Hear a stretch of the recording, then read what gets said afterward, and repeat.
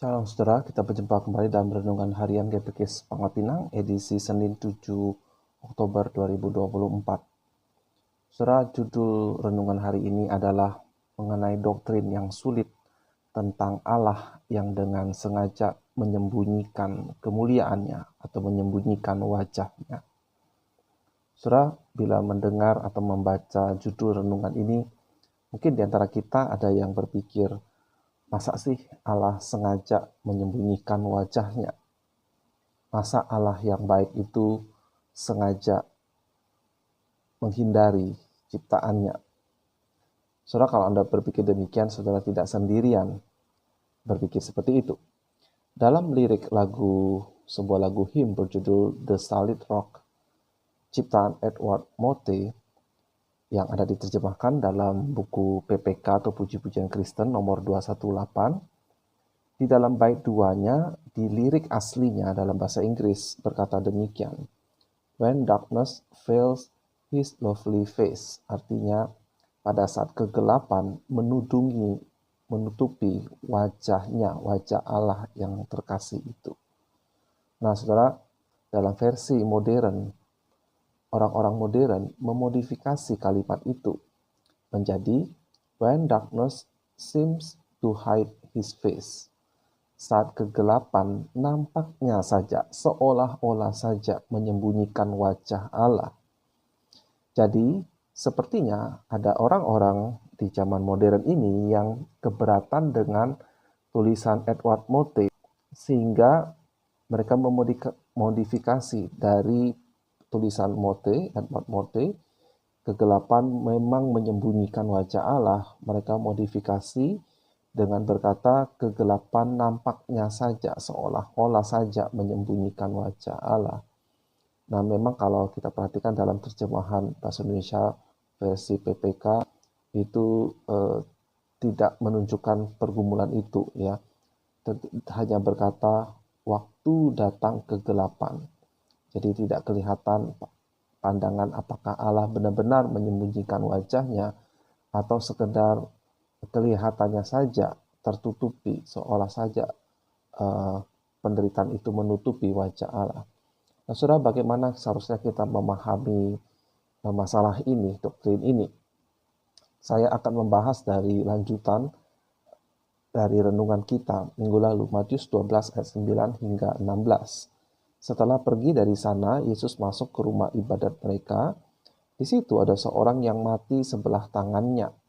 Mereka bertanya kepadanya, bolehkah menyembuhkan orang pada hari Sabat? Maksud mereka ialah supaya dapat mempersalahkan dia. Tetapi Yesus berkata kepada mereka, jika seorang dari antara kamu punya seekor domba dan domba itu terjatuh ke dalam lubang pada hari Sabat, tidakkah ia akan menangkapnya dan mengeluarkannya? Bukankah manusia jauh lebih berharga daripada domba? Karena itu boleh berbuat baik pada hari Sabat. Lalu kata Yesus kepada orang itu, ulurkanlah tanganmu, dan ia mengulurkannya, maka pulihlah tangannya itu dan menjadi sehat seperti tangannya yang lain. Lalu keluarlah orang-orang Farisi itu dan bersekongkol untuk membunuh dia. Tetapi Yesus mengetahui maksud mereka lalu menyingkir dari sana. Banyak orang mengikuti Yesus dan Yesus menyembuhkan mereka semuanya. Ia dengan keras melarang mereka memberitahukan siapa dia. Saudara, ada beberapa observasi. Pertama, Yesus adalah anak Allah. Menurut Injil Yohanes yang kita percaya, Yohanes tulis berdasarkan inspirasi dari Roh Kudus, bahwa Yesus adalah Allah, firman Allah yang menjadi manusia, dan firman itu adalah Allah. Tidak hanya kita sudah melihat bahwa Yesus ini mengklaim dirinya Tuhan atas hari Sabat, ia juga dengan seenaknya menyatakan dosa seseorang sudah diampuni. Yang sama artinya ia menyetarakan dirinya dengan Allah. Ini adalah yang kita bahas di renungan-renungan sebelumnya. Nah, tetapi perhatikan di sini ada situasi berikut. Yesus datang ke rumah ibadat orang Yahudi, ada seseorang yang sakit, yaitu mati sebelah tangannya. Kemudian orang Farisi mencoba mencari gara-gara kepada Yesus dengan sengaja bertanya, bolehkah menyembuhkan orang pada hari Sabat? Kita tahu ceritanya, Yesus menjawab dengan jawaban yang skakmat dan menyembuhkan orang itu. Tetapi perhatikanlah saudara bahwa Yesus meskipun dia berkuasa untuk menyembuhkan, ketika dia datang ke rumah ibadat itu tidak semerta-merta dia mendekati orang sakit itu dan menyembuhkannya. Hanya setelah orang Farisi itu bertanya, barulah Yesus menyembuhkan. Dan ini menimbulkan sebuah pertanyaan klasik. Bila Allah itu Maha Kuasa, mengapa ada penderitaan? Mengapa Allah biarkan ada orang beriman seperti orang ini yang lumpuh sebelah tangannya? Kita tidak tahu dia orang yang seperti apa, tetapi kehadirannya di rumah ibadat itu cukup untuk memberi petunjuk kepada kita, indikasi bahwa dia adalah seorang yang beriman. Dan itu membangkitkan rasa penasaran klasik.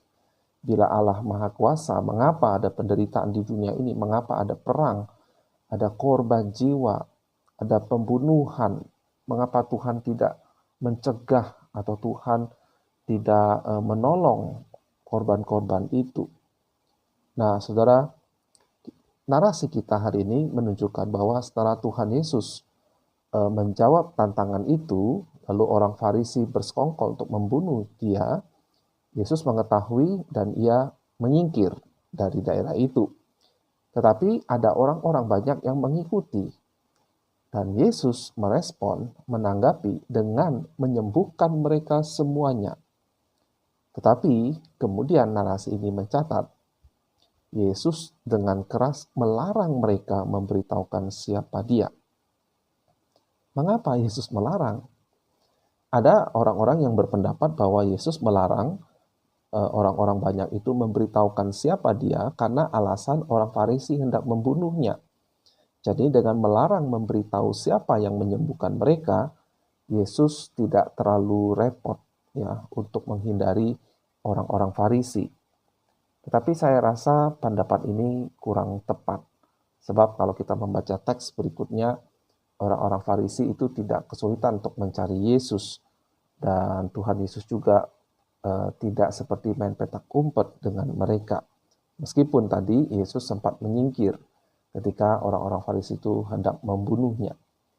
Nah, ada alasan lain yang nampaknya lebih tepat, yaitu Yesus melarang orang banyak itu yang dia sembuhkan untuk menyatakan siapa dirinya, karena Yesus itu adalah pribadi yang rendah hati.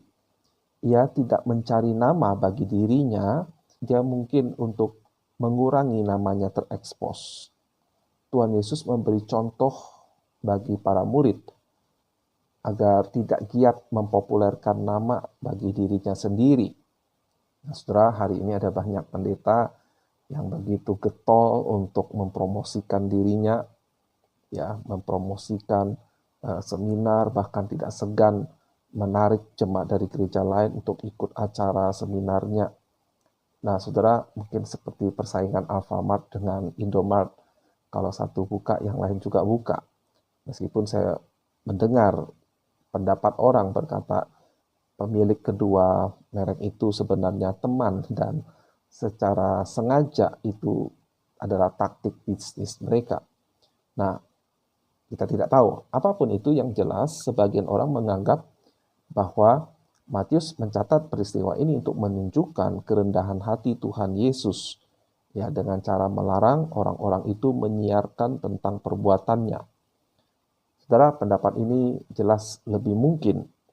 Tetapi bukankah Tuhan Yesus juga rindu supaya Injilnya diberitakan, ya, disiarkan kepada sebanyak mungkin orang. Nah, tetapi kita tidak tahu. Nah, ada satu penjelasan yang jauh lebih masuk akal, saudara. Mengapa?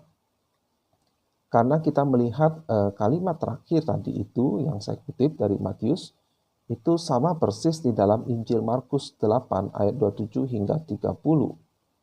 Ya, kita lihat. Kemudian Yesus beserta murid-muridnya berangkat ke kampung-kampung di sekitar Kaisarea Filipi. Di tengah jalan ia bertanya kepada murid-muridnya, katanya, kata orang, siapakah aku ini? Jawab mereka, ada yang mengatakan Yohanes Pembaptis, ada yang mengatakan Elia, ada pula yang mengatakan seorang dari para nabi. Ia bertanya kepada mereka, tetapi apa katamu? Siapakah aku ini? Jawab Petrus, engkau adalah Mesias. Lalu Yesus melarang mereka dengan keras, supaya jangan memberitahukan kepada siapapun tentang Dia. Jadi di sini jelas Yesus sengaja menahan dirinya untuk tidak segera terekspos identitas dirinya sebagai Mesias. Mengapa? Supaya Yesus bisa menyelesaikan misinya, yaitu untuk menyerahkan dirinya, ditangkap, lalu dibunuh untuk menggenapi rencana Allah bagi penebusan dosa. Nah, jadi saudara, dia memang Mesias. Dia datang untuk membebaskan manusia dari kutuk dosa. Dan memang mujizat-mujizat yang Yesus lakukan adalah tanda bahwa kerajaan Allah sudah dekat. Di mana bila kerajaan itu tiba sepenuhnya, maka tidak ada lagi kutuk dosa. Tidak ada lagi penderitaan, air mata, tidak ada lagi sakit penyakit, tidak ada lagi kejahatan. Tetapi Yesus tidak ingin menunjukkan kuasa dan kerajaan itu segera dan secepat mungkin. Mungkin tidak seperti yang kita inginkan. Allah adalah Allah yang kadangkala sengaja menyembunyikan wajahnya. Tetapi di balik itu, Ia tersenyum karena ada rencananya yang besar. Saudara, tokoh Alkitab yang terkenal, Ayub, ketika dia menderita, penderitaan berat yang dia tanggung, ia berseru demikian tentang Allah. Mengapa engkau menyembunyikan wajahmu dan menganggap aku sebagai musuhmu? Jadi Ayub merasa Allah menyembunyikan wajahnya. Dalam Mazmur pasal 10, secara spesifik membahas dan sekaligus memberi contoh bagi kita bagaimana orang-orang beriman perasaannya ketika dia dalam kesulitan. Dia merasa Allah menyembunyikan wajahnya. Dan Allah sengaja membiarkan orang-orang fasik itu berkuasa dan berbuat seenaknya. Bahkan di situ dia menunjukkan bagaimana orang Farisi, maksud saya orang-orang fasik, dengan sengaja setelah berbuat dosa, mereka baik-baik saja. Allah tidak menghukum, sehingga mereka berkata seenak-enaknya. Nah, jadi saudara, Mazmur 10 itu dimulai dengan kalimat seperti ini. Mengapa engkau berdiri jauh-jauh ya Tuhan dan menyembunyikan dirimu dalam waktu-waktu kesesakan. Jadi, mengapa engkau berdiri jauh? Mengapa Allah menyembunyikan dirimu di waktu sesak? Nah, saudara, kalau saudara membaca lagi bagian lain dari Mazmur, dari kitab para nabi, saudara akan menemukan konsep bahwa Allah menyembunyikan dirinya. Kadangkala Allah menyembunyikan dirinya sebagai responnya terhadap dosa, sebagai bentuk hukuman atau disiplin. Tapi kadangkala sesederhana Allah punya maksud, Allah punya rencana, sesuatu yang di luar atau yang di luar dugaan manusia. Nah, saudara, pendeta John Piper akan menolong kita untuk mengerti alasan kadangkala Allah mungkin saat ini juga sedang menyembunyikan dari diri kita dalam pengertian ia tidak segera menunjukkan kemuliaannya dengan menyembuhkan, menolong perekonomian kita. Dia tidak segera menjauhkan iblis dengan segala pencobaan yang dia bawa. Setidak-tidaknya ada 3 alasan. Yang pertama, yaitu untuk menunjukkan kelemahan kita. Sakit penyakit, kerja yang berat, untuk mengumpulkan rezeki kita, bahkan kematian, semua itu adalah dampak dari dosa. Dan kita semua terdampak. Selain kita sendiri juga tidak luput dari kesalahan kita. Nah, dengan menahan berkat-berkat-Nya, Allah punya maksud. Mungkin kadangkala apa yang kita minta itu buruk, didasari oleh nafsu atau ego kita saja. Tetapi ada kalanya, sesederhana, Allah punya rencana lain yang lebih baik bagi kita. Bukan karena permintaan kita atau kerinduan kita itu sesuatu yang buruk. Nah, saudara, orang yang lumpuh sebelah tangannya, memang kita tidak tahu seperti apa orangnya. Yang jelas dia tadi ada di rumah ibadat, dia seorang beriman, meski ia mati sebelah tangan. Itulah fakta. Fakta kehidupan di dunia ini. Tidak semua orang yang rajin, yang beriman, yang tekun, berbakti kepada Tuhan, tidak berarti Allah segera melepaskan kita dari segala ketidaksempurnaan dalam dunia ini. Nah, salah satunya ini untuk menunjukkan kelemahan kita agar kita tetap rendah hati. Saudara, kalau saudara mengingat peristiwa di Taman Eden, bagaimana Adam dan Hawa itu bisa jatuh ke dalam dosa, memang ada iblis ya, yang mencobai. Bukan Allah yang menciptakan dosa, tapi kita melihat Allah itu menahan kehadirannya secara fisik. Kita bisa memakai istilah Allah itu menyembunyikan wajahnya. Jadi pada saat Adam dan Hawa dicobai, mereka mengira Allah tidak ada di situ. Ya, mereka tidak merasakan kehadirannya. Sehingga mereka mencoba mengambil keputusan sendiri. Tanpa kehadiran Allah, mereka memutuskan percaya kepada iblis, percaya pada penilaian mereka sendiri. Dan disitulah dosa itu muncul, dosa itu terjadi. Nah, saudara, dengan kata lain, di luar Allah, kita tidak akan mampu berbuat sesuatu yang baik dari diri kita sendiri. Kita lemah, kita selalu membutuhkan kasih karunia Allah.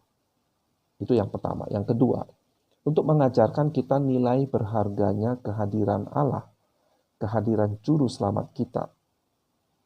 Saudara, seringkali kita baru menyadari nilai seseorang ketika dia sudah tidak bersama dengan kita.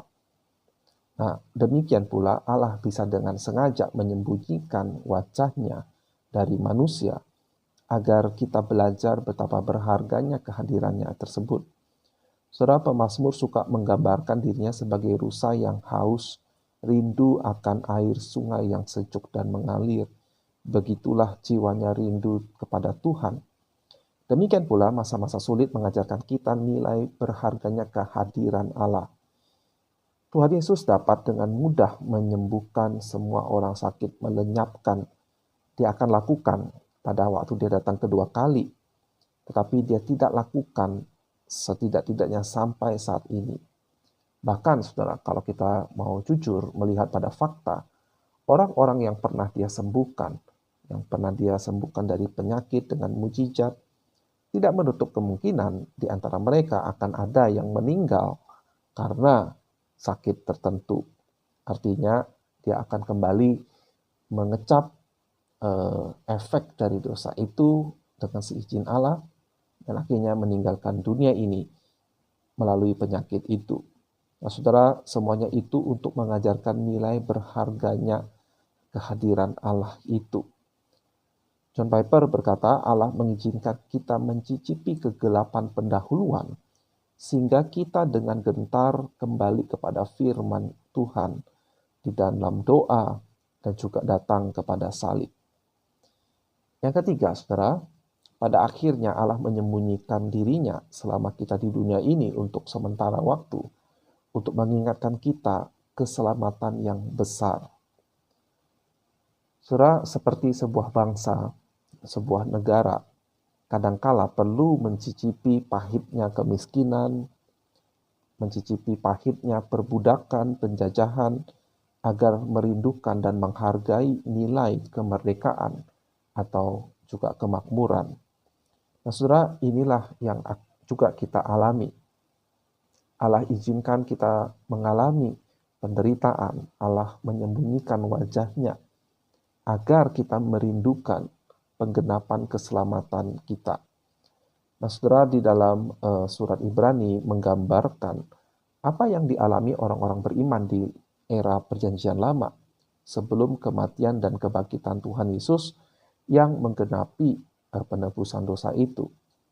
Dalam iman, mereka semua ini telah mati sebagai orang-orang yang tidak memperoleh apa yang dijanjikan itu, tetapi yang hanya dari jauh melihatnya dan melambai-lambai kepadanya dan yang mengakui bahwa mereka adalah orang asing dan pendatang di bumi ini.